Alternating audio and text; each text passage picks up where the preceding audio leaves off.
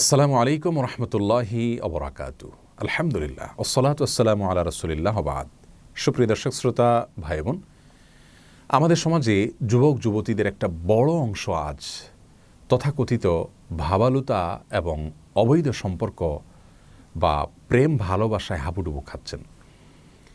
মুসলিমদের সন্তানরা যখন এই হারাম কাজে লিপ্ত হচ্ছেন, শয়তান তাদের কাছে নানা মুখরোচক স্লোগান তুলে ধরছে এবং শয়তান তার শয়তানি বিভিন্ন যুক্তি তুলে ধরছেন। তেমনি একটি যুক্তি অনেক আমাদের যুবক যুবতীদের কাছে শয়তান তুলে ধরেছেন, আর সেটা হলো যে অনেক যুবক যুবতীরা আজকাল মনে করেন যে বিবাহ বহির্ভূত যে অবৈধ সম্পর্ক করা হয়, তথাকথিত প্রেম ভালোবাসা করা হয়, এটার পরে যদি তারা একে অন্যকে বিয়ে করে নেন তাহলে প্রেম ভালোবাসার কারণে তারা যে গুনাহে লিপ্ত হয়েছেন সেটি হালাল হয়ে যাবে। মূলত এটি শয়তানি একটি ধোঁকা এবং প্রতারণা। একজন মুসলিমের জন্য আল্লাহ রাব্বুল আলামিনের প্রতিটি নির্দেশকে মানা এবং নিষিদ্ধ বিষয় থেকে দূরে থাকা, এটা তার জন্য আবশ্যক এবং ফরজ। বিবাহের আগে নারী পুরুষের সম্পর্ক সেটা যে পর্যায়ে গড়াক না কেন, এটাকে ইসলামী শরিয়া সম্পূর্ণরূপে হারাম করেছে। এই জন্য আল্লাহ রাব্বুল আলামিন বলেছেন, লা তাকরাবুজ জিনা, তোমরা জিনার কাছেও যেও না।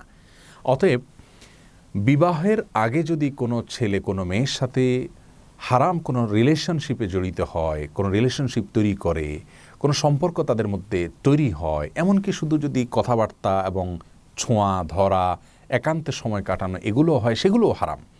কারণ রাসূল করিম সাল্লাল্লাহু আলাইহি ওয়াসাল্লাম বলেছেন, লা ইয়াখলুওয়ান্না রাজুলুন বিইমরাতিন, কোনো পুরুষ একাকী কোনো নারীর সঙ্গে নির্জনে সময় কাটাবে না, এটা জায়েজ নেই যদি তারা গায়রে মাহরাম হন। এবং নির্জনে যখন তারা একাকী কথা বলবে, সেক্ষেত্রে তাদের মধ্যে বাজে কথার আদান প্রদান হবে। ভালো কথা বললেও সেখানে চিন্তার ক্ষেত্রে মনের জেনাটা তাদের মধ্যে অবশ্যই হবে এবং আরও নানাবিধ গুনাহের দিক তাদের রয়েছে। তো এইসব বিষয়গুলো যেহেতু আছে, অতএব বিবাহের আগে এই ধরনের সম্পর্ক স্থাপন করা সম্পূর্ণরূপে নিষিদ্ধ এবং গুনাহের কাজ। এগুলো জিনা। রাসূল আকরাম সাল্লাল্লাহু আলাইহি ওয়াসাল্লাম বলেছেন, জিনাল আইনি আন নাজর, চোখ দিয়ে দেখা এটা হলো চোখের জেনা। অজেনাল ইয়াদি আল বাতশু, হাতের জেনা হলো হাত দিয়ে ধরা। এবং প্রত্যেকটি অঙ্গের জেনা আছে, যার কারণে বিয়ের আগে যারা সমস্ত জেনায় লিপ্ত হন তথাকথিত প্রেম ভালোবাসা বা ভাবালুতার নামে, তারা যদি পরবর্তীতে একে অন্যকে বিয়ে করেও নেন তাহলেও তাদের আগের গুনাহ অটোমেটিক মাফ হয়ে যাবে না, বরং আগের গুনাহ থেকে, অপরাধ থেকে আল্লাহ রাব্বুল আলামিনের কাছে তওবা করে লজ্জিত হয়ে ক্ষমা চেয়ে নিতে হবে। তারপরে সেটি মাফ হওয়ার আশা করা যেতে পারে। আল্লাহ রাব্বুল আলামিন শয়তানের যত ধোঁকা আছে, প্রতারণা আছে, শয়তানি যুক্তি আছে, সেগুলো থেকে আমাদেরকে হেফাজতে থাকার তৌফিক দান করুন। আমার প্রিয় যুবক যুবতী ভাই বোনদেরকে বলতে চাই, বিবাহ বহির্ভূত সম্পর্ক এটা নিষিদ্ধ একটি সম্পর্ক, হারাম একটি সম্পর্ক। আল্লাহ রাব্বুল আলামিন হারামে আরাম রাখেন নেই।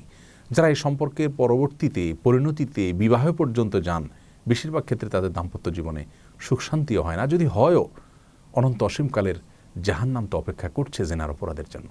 যার কারণে আল্লাহ রাব্বুল আলামিনের নির্দেশ মেনে চলার ভেতরেই মঙ্গল এবং কল্যাণ নিহিত আছে। আমরা প্রতারণার হাত থেকে বাঁচতে হলে, অশান্তির হাত থেকে বেঁচে থাকতে হলে, সুখী দাম্পত্য জীবন পেতে চাইলে আমাদেরকে হালালের পথে হাঁটতে হবে। আমাদের পূর্বপুরুষগণ, আমাদের বাপদাদাগণ তাদের দাম্পত্য জীবনে আজকালকের যুবকদের চাইতে অনেক বেশি সুখী ছিলেন। তারা কিন্তু তথাকথিত ভাবালুতায় ডুবে যেতেন না। তারা হালাল সম্পর্ক স্থাপন করতেন। তাদের পারিবারিক জীবন, দাম্পত্য জীবন আমাদের চাইতে অনেক ভালো গেছে, অনেক বেশি সুখী ছিলেন তারা। আজ আমরা সুখে থাকার ভান করি, কিন্তু সেই সুখ আমাদের মাঝে নাই। বিবাহ বিচ্ছেদের হার প্রচুর পরিমাণে বেড়ে চলেছে। এই সবগুলোর মৌলিক যে সমস্ত কারণ রয়েছে তার মধ্যে থেকে একটি কারণ এটাও যে আমরা বিবাহ বহির্ভূত সম্পর্কের মাধ্যমে মূলত আল্লাহ রাব্বুল আলামিনকে অসন্তুষ্ট করে ফেলছি।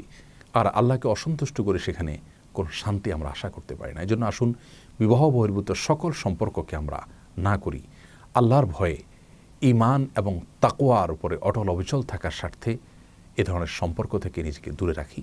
ইনশাআল্লাহ দুনিয়ার জীবন সুখময় হবে, আখিরাতে আল্লাহ রাব্বুল আলামিন এর সন্তুষ্টি আমরা অর্জন করতে পারবো। যে যুবক তার যৌবনকালকে আল্লাহর আনুগত্যের মধ্যে কাটায়, আল্লাহর আরশের নিচে ভিআইপি প্যান্ডেলে যারা ছায়া পাবেন তাদের মধ্য থেকে তিনি অন্তর্ভুক্ত হতে পারবেন।